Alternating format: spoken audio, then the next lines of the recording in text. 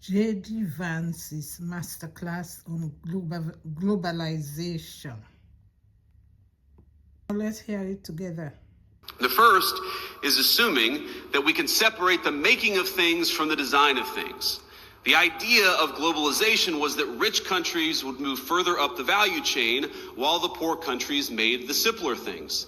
You would open an iPhone box and it would say designed in Cupertino, California. Now, the implication, of course, is that it would be manufactured in Shenzhen or somewhere else.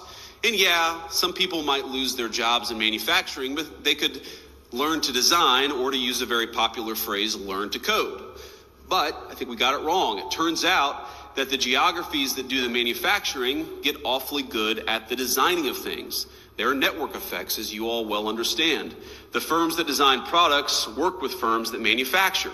They share intellectual property, they share best practices, and they even sometimes share critical employees. Now, we assume that other nations would always trail us in the value chain, but it turns out that as they got better at the low end of the value chain, they also started catching up on the higher end. We were squeezed from both ends. Now, that was the first conceit of globalization. I think the second is that cheap labor is fundamentally a crutch, and it's a crutch that inhibits innovation. I might even say that it's a drug that too many American firms got addicted to. Now, if you can make a product more cheaply, it's far too easy to do that rather than to innovate.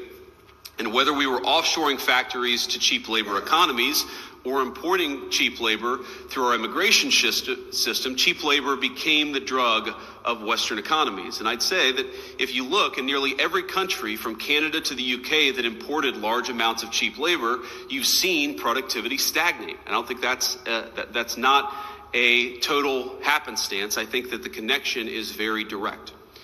Now, one of the debates you hear on the minimum wage, for instance, is that increases in the minimum wage force firms to automate. So a higher wage at McDonald's means more kiosks. And whatever your views on the wisdom of the minimum wage, I'm not going to comment on that here. Companies innovating in the absence of cheap labor is a good thing.